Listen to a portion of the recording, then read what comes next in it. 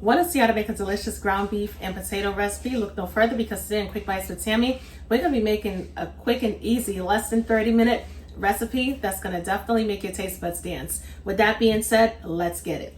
To our pan, we're going to add our ground beef. And of course, we're going to break it up.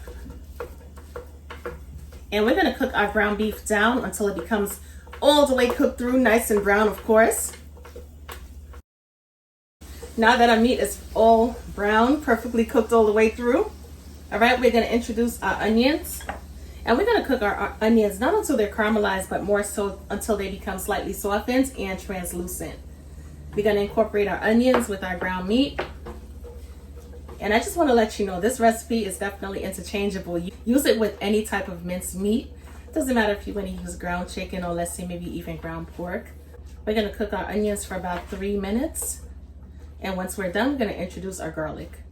One thing I forgot to mention, if after you finish cooking your minced meat or brown meat and there's a lot of excess oil in the pan, definitely drain that oil off. You don't want to keep all of that oil. It's not good. We're going to add some of our garlic.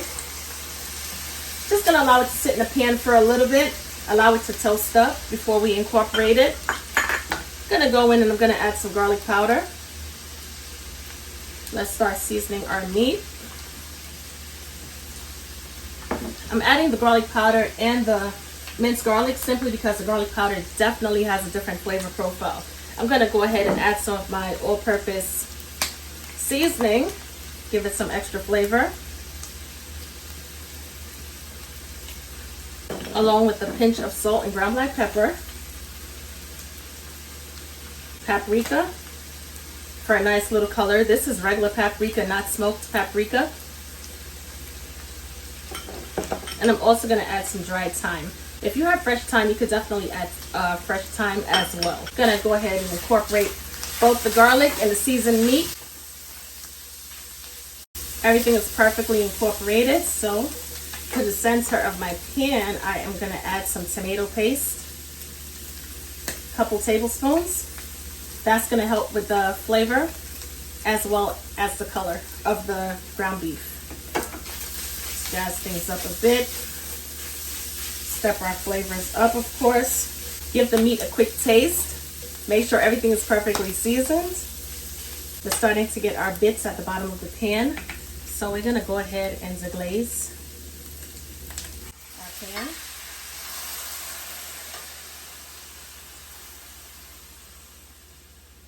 Give it a quick mix. Make sure everything is perfectly combined.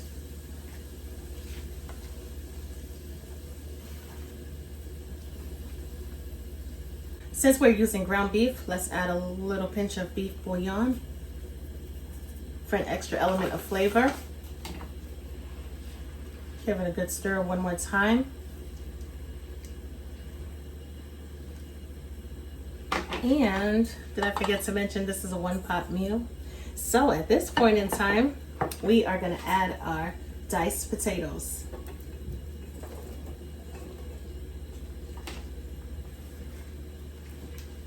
I'm going to give it a good stir. Make sure the potatoes are situated perfectly in the pan.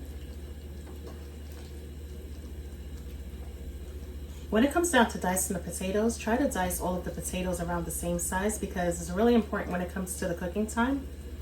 You don't want to have some potatoes perfectly cooked and other potatoes, tough and coarse.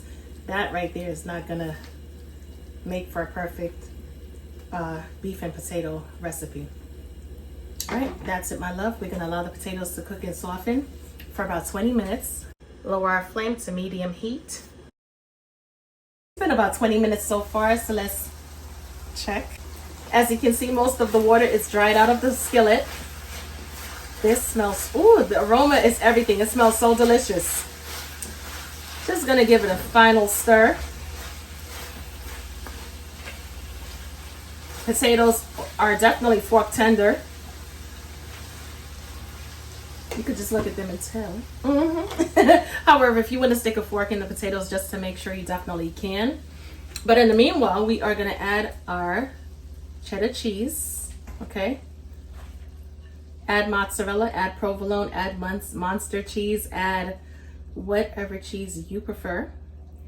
And that's about it, my loves. We are gonna add a little dash of parsley. Where's that good old trusty cover? We're gonna cover it down once again. And at this point in time, no need for any additional flame or heat, because the heat that's already trapped in the pan is gonna melt our cheese. So give it about 2 to 3 minutes and watch the magic happen. All right, after about 1 minute, beautiful, right? Time for the moment of truth, all right? We're gonna go in for a delicious taste test. This is gorgeous.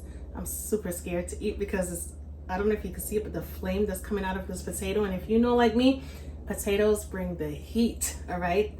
All right, let's see.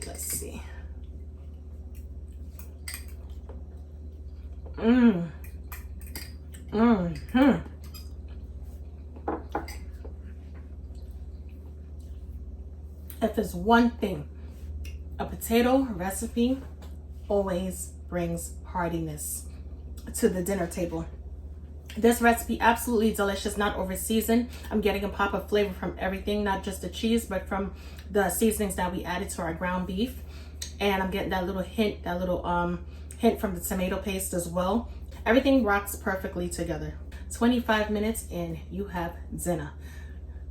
Hit me up in the comment section because I'm super excited to read your comments in regards to this dish right here. It's going to be super worth it. As always, thank you so much for tuning in to your girl Quick Bites with Tammy, and I will catch you with another recipe.